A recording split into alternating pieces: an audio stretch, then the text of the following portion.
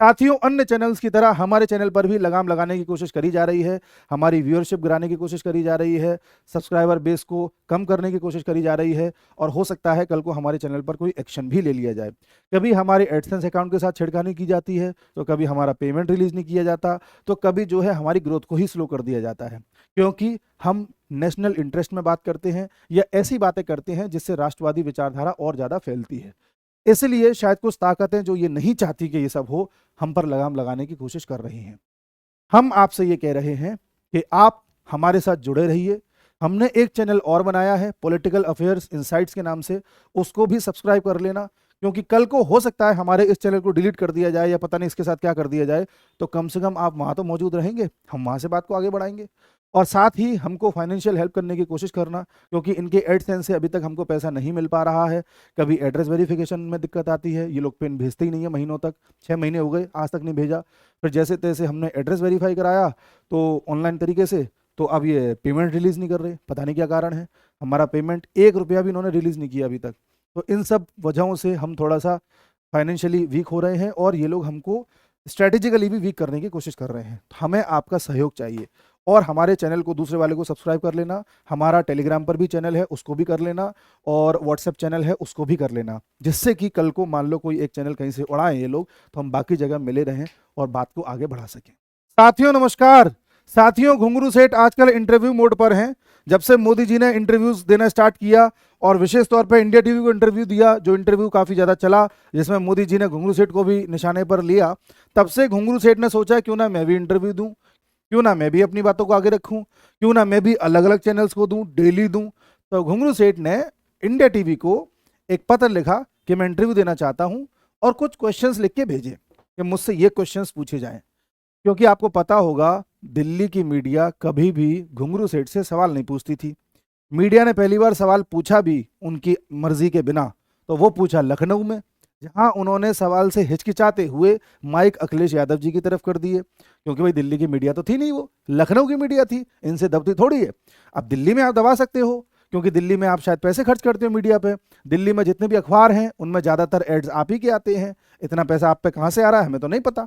लेकिन घुंगरू सेठ ने सोचा क्यों ना आपकी अदालत को इंटरव्यू दिया जाए। इंटरव्यू देने पहुंचे, लेकिन वहां मामला पड़ गया उल्टा।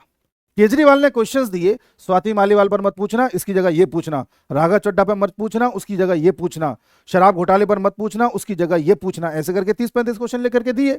लेकिन केजरीवाल जी या हमारे घुंगरू सेठ जी के साथ कांड उल्टा हो गया और एंकर ने हर वो सवाल पूछ डाले जिसको पूछने की मनाही हमारे घुंगरू सेठ ने करी थी, और ऐसा कोई सवाल नहीं पूछा जो घुंगरू सेठ चाहते थे कि पूछा जाए, क्योंकि इससे पहले भी वो इंटरव्यू देकर के आए थे जहां पर उनसे ऐसे सवाल पूछे गए थे जो घुंगरू सेठ खुद चाहते थे। इंडिया टीवी में जो सवाल पूछे गए उससे आप खुद देखिए किस तरह से असहज हो गए हमारे घुंगरू सेठ। स्वाति मालीवाल, 13 मई को आखिर हुआ क्या था, आपका पक्ष क्या है? देखिए, मैं मौके पे मौजूद नहीं था। पुलिस के पास 2 वर्जन्स हैं, एक स्वाति जी का और एक विभव का। पुलिस निष्पक्ष जांच करे और जो भी, अगर ये सही बोल रहे हैं तो इनके पक्ष में न्याय होना चाहिए, ये सही बोल रहे हैं तो इनके पक्ष में न्याय होना चाहिए। संजय सिंह जी ने कहा कि हाँ, उस दिन जो कुछ को लेकर उन्होंने प्रेस कॉन्फ्रेंस में बाकायदा एक टिप्पणी की थी और उन्होंने कहा था कि हाँ गलत हुआ है और मुख्यमंत्री के संज्ञान में पूरा मामला है, तो गलत तो आप ही लोगों ने मान लिया था हुआ है, फिर ये दूसरा वर्जन कहां से निकल कर आया? मैं इस वक्त कोई भी टिप्पणी करूंगा क्योंकि मामला कोर्ट में भी है, सब जुडिस है, उसके अलग अलग तोड़ मरोड़ के मायने निकाले जाएंगे। मैं इस पर टिप्पणी नहीं करना चाहूंगा, मैं कोर्ट के ऑर्डर का इंतजार करना चाहूंगा। जी, आप तो हर बात पे बहुत मुखर तौर पर टिप्पणी करते हैं और बहुत खुलकर बोलते हैं, बिना डरे बोलते हैं। मैं कोर्ट के ऑर्डर का इंतजार करूंगा। विभव आपके साथ देखे गए लखनऊ एयरपोर्ट पे और सब जगह, उन्होंने कहा कि भाई जिस नेता की गलती आपके वरिष्ठ नेता संजय सिंह ने मान ली थी, उस नेता को आप अपने साथ मैंने कहा ना कि मैं कोर्ट के ऑर्डर का इंतजार करूंगा, आप भी कीजिए, इंडिया टीवी भी इंतजार करे, कोर्ट पे भरोसा रखिए कि कोर्ट न्याय करेगा, जो कोर्ट कहेगा उसको मानेंगे, सब लोगों को मानना ही पड़ेगा। लेकिन सुप्रीम कोर्ट जो कहेगा वही मानेंगे, नीचे वाली कोर्ट से फिर ऊपर जाएगा, ऊपर से सुप्रीम कोर्ट से। आपको सुप्रीम कोर्ट से इतनी नफरत क्यों? कोई नफरत नहीं है, मैं एक चीज और बता दीजिए, बातों से झलक रहा है कि सुप्रीम कोर्ट, खुद लॉयर थे, मुझे कोई नफरत नहीं है, मैं आपको सुप्रीम कोर्ट से इतनी तकलीफ कोई नफरत नहीं है, मैं पूरे देश की अदालतों का सम्मान करती हूँ, चाहे वो निचली अदालत हो, चाहे हाई कोर्ट हो, सुप्रीम कोर्ट ने सुप्रीम कोर्ट हो। नहीं, मुझे बेल दे के बहुत गलत कर दिया। ठीक है, हम तो सभी जजेस का आदर करते हैं और सभी कोर्ट का सम्मान करते हैं, सिस्टम के लिए जरूरी है। स्वाति मालीवाल से आपकी बात हुई क्योंकि आपकी बहुत पुरानी साथी हैं। अभी मैं पढ़ रही थी तो पता चला आपके बहुत पुराने दिनों के साथी हैं। मैं इस मामले पे टिप्पणी नहीं करना नहीं, मैं टिप्पणी मामले पर नहीं, स्वाति मालीवाल से आपने बात तो की होगी, भाई इतना पुराना साथी अगर नाराज हो जाए। मामले पे टिप्पणी नहीं करना चाहूंगा, मामला कोर्ट में है, कोर्ट का आदेश आ जाने दीजिए। चलिए हम राजनीति पर आ जाते हैं। स्वाति मालीवाल कह रही हैं कि भाई राज्यसभा की सीट ही चाहिए थी, तो मुझसे मांग लेते। ये मामला नहीं है, ये तो राज्यसभा की सीट है भाई। मैं इस मामले पे टिप्पणी नहीं स्वाति मालीवाल के साथ बदसलूकी का मामला नहीं है, तो राज्यसभा की सीट का मामला है। मामले पे टिप्पणी नहीं करना चाहूंगा। अरविंद केजरीवाल जी ने प्रेस कॉन्फ्रेंस में जब ये सवाल पूछा गया तो माइक खिसका दिया। ये अंदाज अरविंद केजरीवाल जी का पसंद नहीं आया। वो तो बहुत खुल के हर चीज को ऑन द फेस लेते हैं। मैं कौन सा माइक कहाँ कब? जब अखिलेश जी के साथ बैठे थे स्वाति मालीवाल पर टिप्पणी, संजय सिंह ने जवाब दिया था, वो बगल में बैठे थे। संजय सिंह ने जवाब दे दिया, आपको क्या तकलीफ? संजय सिंह ने गलत माना तो अरविंद केजरीवाल ने गलत माना? नहीं, मैंने बार बार, आप उसी मुद्दे के ऊपर आ रही हैं। मैंने आपको कहा कि ये मामला कोर्ट में है, मैं इसके ऊपर टिप्पणी नहीं करना चाहूंगा। अब घुंगरू सेठ कह रहे हैं कि स्वाति मालीवाल पर कुछ मत पूछिए, वो मामला भी कोर्ट में है। अरे कोई शर्म है कि नहीं है? मामला तो तुम्हारा भी कोर्ट में है।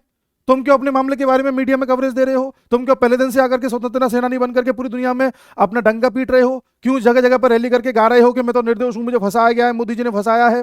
क्यों ये बात बोल रहे हो कि 1 जून के बाद मुझे बचा लेना, जेल मत जाने देना, अगर मुझे बचाना चाहते हो तो वोट दो मेरे को? क्यों लोगों को गुमराह कर रहे हो? अपने केस में तो नहीं बोलोगे क्योंकि आपके अंदर मोरालिटी नहीं है। आप कह रहे हो स्वाति मालीवाल के बारे में मुझे कुछ पता ही नहीं क्योंकि मैं वहां पे था ही नहीं, लेकिन आप ही का एक सदस्य संजय सिंह बोल रहा है कि इस मामले पर सीएम ने भी संज्ञान लिया है, सीएम की भी जानकारी में ये मामला था और उन्होंने विभव कुमार पर कार्रवाई करने का भी निर्णय लिया है। और तुमने कार्रवाई क्या करी? उसको साथ साथ लेकर के घूम रहे हो, फोटोज आ रही है मीडिया में। इस पर घुंगरू सेठ असहज हो गए। अरे अरे इस पर मत पूछो, मामला कोर्ट में है, मामला कोर्ट में है। सुप्रीम कोर्ट का जैसे नाम आया घुंगरू सेठ एकदम से एक्टिव हो गए। अरे आपको सुप्रीम कोर्ट से कोई दिक्कत है क्या? आपको सुप्रीम कोर्ट से कोई दिक्कत है क्या? भाई हमको सुप्रीम कोर्ट से दिक्कत नहीं है, हमको आपसे दिक्कत है। आप इतने ज्यादा जो मॉरल दिखने की कोशिश करते हो, जब आपका संजय सिंह बेल पर बाहर आया था तो आकर के उसने हर वो बात करी जो कोर्ट ने मना करी थी। कोर्ट ने कहा कि आप केस के बारे में बात नहीं करेंगे, आपका संजय सिंह बोल रहा था। कोर्ट ने कहा था कि आप एनसीआर के बाहर नहीं जाएंगे परमिशन के बिना, वो जा रहा था। कोर्ट ने कहा था आप ऐसी कोई मीडिया कवरेज नहीं करेंगे जिसमें केस की बात हो या केस से रिलेटेड बात हो। उसने अगले दिन से मीडिया पर इंटरव्यू करना स्टार्ट कर दिए, हर तरह की कवरेज देना स्टार्ट कर दिया। तब आपकी मॉरलिटी कहां थी? और यहां आप मॉरलिटी के नारे हो कि अभी कोर्ट ने मना किया है इसलिए हम बोलेंगे नहीं। बड़े सज्जन व्यक्ति हो। जैसे ही इनसे पूछा गया, अब अगला भी इसमें है, जैसे ही इनसे पूछा गया कि आप जेल में जाने के बाद भी इस्तीफा नहीं दे रहे हैं, लेकिन आपने अपने बाकी साथियों का इस्तीफा ले लिया जब वो जेल में गए, तो ऐसा क्यों? तो घुंगरू सेठ कह रहे हैं कि मैंने इस्तीफा थोड़ी लिया था, वो खुद इस्तीफा दे के गए थे। ओहो हो, कितने सीधे हमारे घुंगरू सेठ। यहाँ जो चाहता है वो कर लेता है, घुंगरू सेठ को पता भी नहीं होता, वो कुछ कर ही नहीं पाते हैं। अच्छा आप देना चाहते हो इस्तीफा, दे दो, कोई दिक्कत नहीं। भाई इनकी कोई राय नहीं रही होगी तो फिर मनीष सिसोदिया का क्यों इस्तीफा करवा दिया? मनीष सिसोदिया जी खुद कह के गए थे, उनसे पूछा था, उन्होंने कहा कि मैं जैसे ही जाऊंगा मैं इस्तीफा देना चाहता हूँ। ये इस तरह का व्यक्ति है, शक्ल से देखिए शक्ल, इस तरह का व्यक्ति है, ऐसा भोला बन जाएगा कि इससे ज्यादा सीधा कोई है ही नहीं। एक नीले रंग की शर्ट ले आया पता नहीं कहां से, उसी को पहन के इंटरव्यू दे रहा है। किसी ने बोल दिया होगा कि इस शर्ट को पहनने से ग्रह सही चलेंगे, आपकी दशा सही चलेगी, और ज्योतिष कहता है कि आप बहुत जल्द इस शर्ट के जरिए बचाए जाएंगे। मुझे लगता है ये शर्ट ही इनको फंसाएगी। मतलब जनता को इस तरह से मूर्ख समझता है ये आदमी, जैसे किसी को कुछ दिख ही नहीं रहा। अब ये भूल गए हैं कि 2019 में जब चुनाव हुए थे लोकसभा के, तब दिल्ली की 7 सीटों पर बीजेपी को 50% से ज्यादा वोट मिले थे, और उनमें से 6 सीट्स ऐसी थी जहां सड़जी की पार्टी तीसरे नंबर पर या चौथे नंबर पर रही थी। केवल 1 सीट ऐसी थी जहां पर दूसरे नंबर पर आई थी।